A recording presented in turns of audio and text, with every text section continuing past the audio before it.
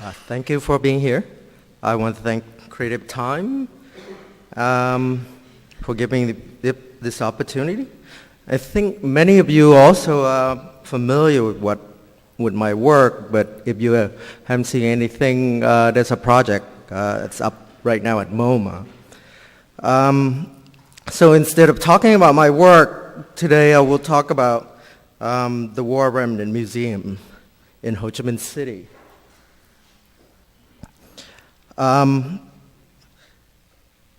A lot of people have been asking me about the Harold Fletcher the American War exhibition. I guess they want a local perspective on it. So I'm going to talk about the War Remnant Museum instead of talking about the Harold Fletcher exhibition.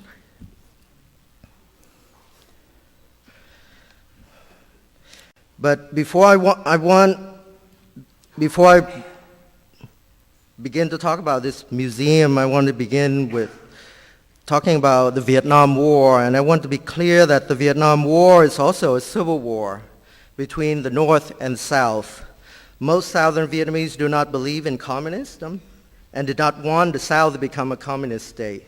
The West, with its guilty conscience, have always been unwilling to see the Vietnam War as anything more than a war between Vietnam and America.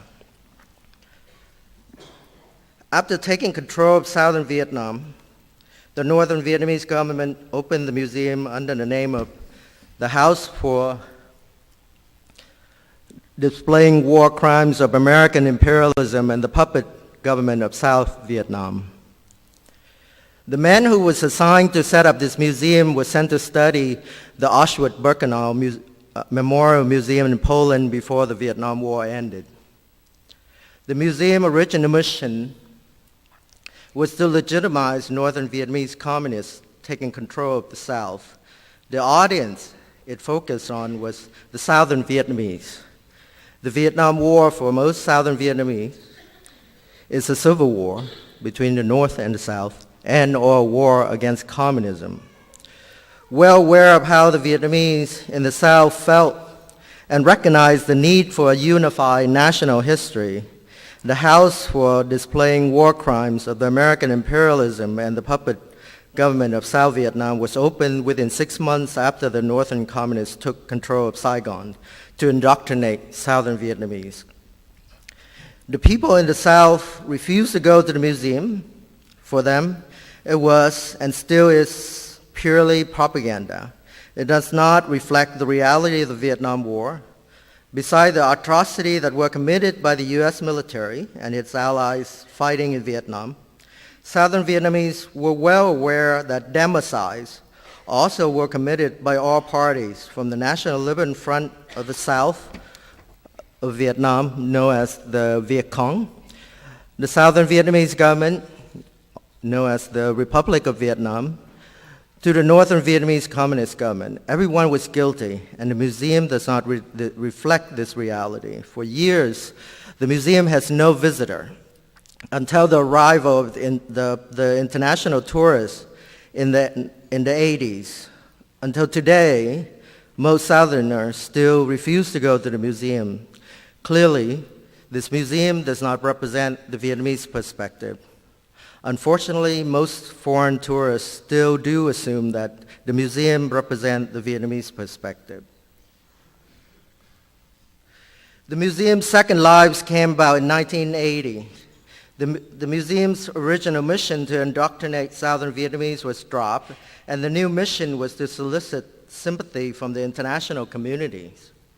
After taking over Southern Vietnam in 1975, the Northern Vietnam Communist government sent thousands of former Vietnamese military personnel and politicians to re-education camp, a mean of revenge and a sophisticated technique of repression and indoctrination.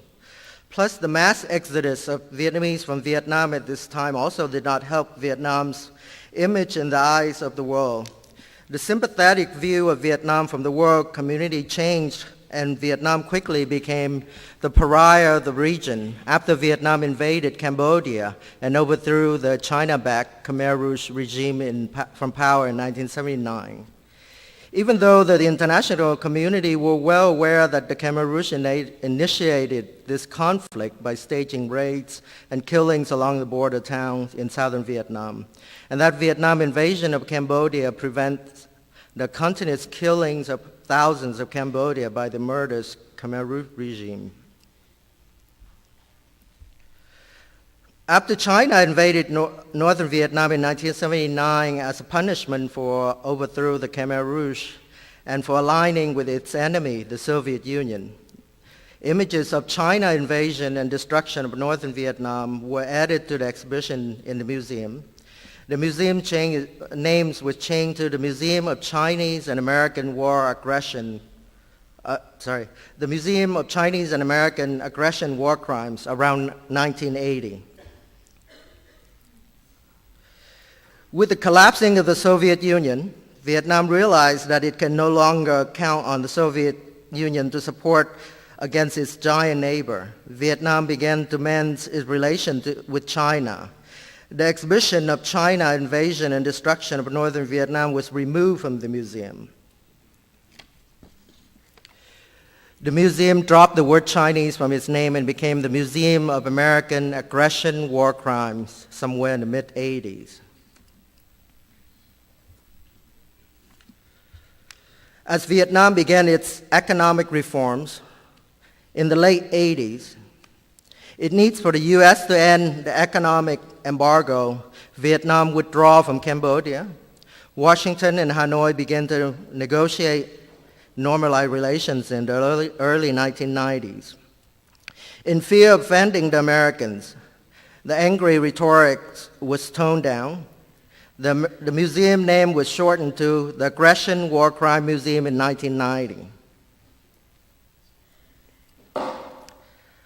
With Russia out of the picture, a need for U.S. presence in the region to counterbalance of China's presence, Vietnam pushed for full normalized relation with the U.S.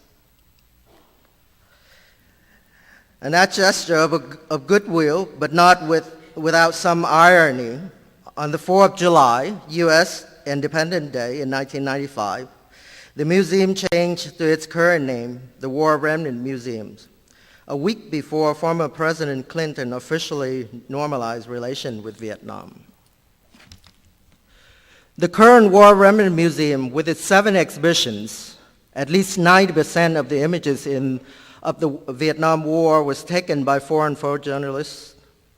One of the main exhibition, Requiem, in the museum was curated by 2 foreign photojournalists, Tim Page and Horst Fass. All the exhibitions in the museum curated together by the propaganda arm of the Vietnamese Communist government, rephotographed, edited by Harold Fletcher in 2005, and presented as the Vietnamese perspective. But we know that it does not really matter that it is the Vietnamese perspective or the American War or the Civil War.